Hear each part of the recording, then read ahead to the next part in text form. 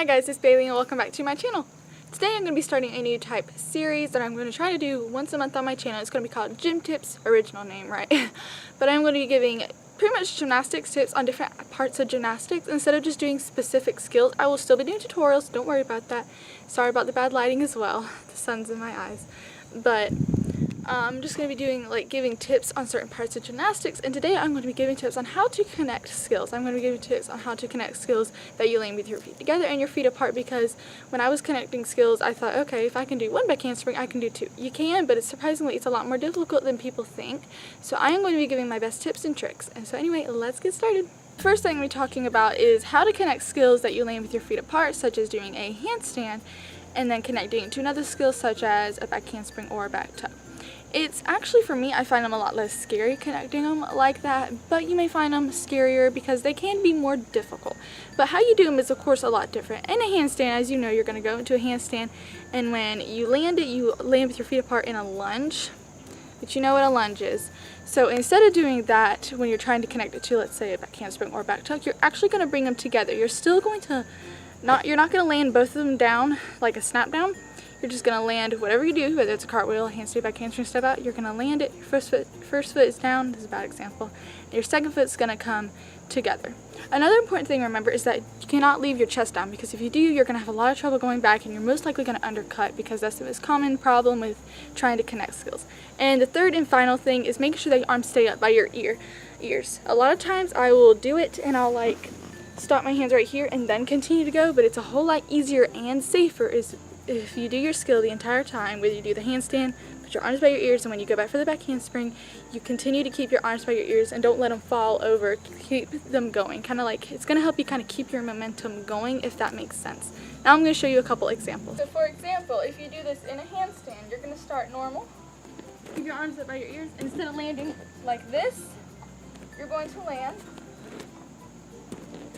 bringing them together, while at the same time making sure that your chest does not fall forward. Make sure that you keep your chest up and that your arms stay by your ears. Whether you're doing a back handspring or a back tuck, even in your back tuck you have to set up for the back tuck as well. So that's something really important to know. A lot of people will land in a lunge and then put their feet together and then swing and connect it. You can always do that if you have a mental block. The most important thing to do is just to remember, please the important thing to do is to just remember to do the skill. Bring your legs together, your feet together. Remember, don't land them in a snap down, in a one leg at a time, but instead bring them together. Keep your chest up and your arms by your ears, and then go for your other skill.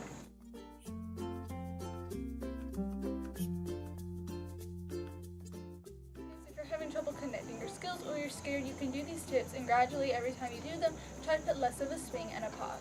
So I'm going to be doing this as a handstand back handspring, but this of course will work for a cartwheel back handspring, a cartwheel back tuck, cartwheel back pike even, back handspring, step out. Any skill that you normally land in a lunge with your legs apart, this is what it's meant for. So you're going to start, I'm going to again do a handstand back handspring, do it as normal, but instead of landing in a lunge, lay with your feet together, and swing. Every time you do that, try to put less of a pause, and eventually you're just going to go for it. If you're really scared, have someone spot you, and you can even try it on a trampoline. Just remember, do not leave your chest behind. Don't leave your arms here. Your arms should stay up by your ears, and that's why it's good to practice doing the cartwheel or the handstand or the back handspring step out. By doing just that skill on its own, making sure that you're swinging your leg under and that everything's one consistent motion like this. And then you're going to swing and go for your skill, or if you feel comfortable enough, go ahead and connect it without a swing or a pause.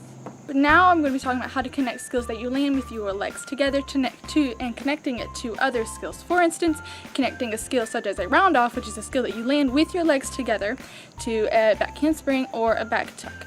Now this actually, a lot of people find this a lot less scary. I find them more scary. It's just personal preference, but we're not talking about mental blocks or anything like that now. It's actually pretty much the same thing. You all can't leave your chest behind, or else you're not going to be able to connect the skill right, and you're most likely going to undercut and you're going to bend your arms. You also have to, again, keep your arms up by your ears and keep them straight the entire time. The same rules apply, except instead of bringing your legs together, they're already together. So you can practice the same drills as in doing a round off, sticking it, completely pausing, make sure that your chest is up and your arms are by your ears, and then swinging for another skill. I'm going to be showing you guys some drills and connections that you can do now. Same rules apply, but instead of bringing your legs together, your legs are already landing together. So just remember, feet are laying together, you're keeping your chest up and your arms are by your ears, and then you're just going to swing and go back for the next skill.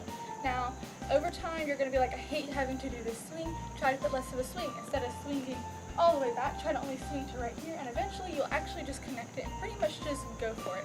Again, have a spot if needed, and make sure that you do this on either a trampoline or a mat or tumble track. That way you are safe.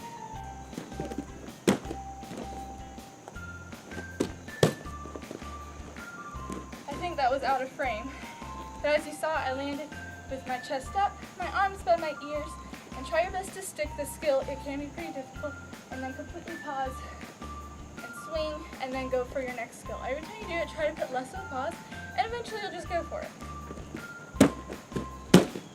Remember that when you're connecting skills, it's going to be a whole lot easier to do a standing back handspring than to do 2 standing back handsprings. This is going to take a long time for you to get these connections, to get them consistent, and to get them without a pause, but don't worry, if you practice them, you can get them, and again, use a spot if needed. Thank you for watching this video. Hope that you enjoyed it. I hope this helps you, and I'm going to be hopefully start doing a gym tips video, similar to this, because this is covering a whole variety of skills. But thank you for watching. Hope that you enjoyed this. Hope this has helped you out. Don't forget to leave a like, and that you also subscribe down below so you can be notified when I post new videos, and I will see you on my next one. Bye!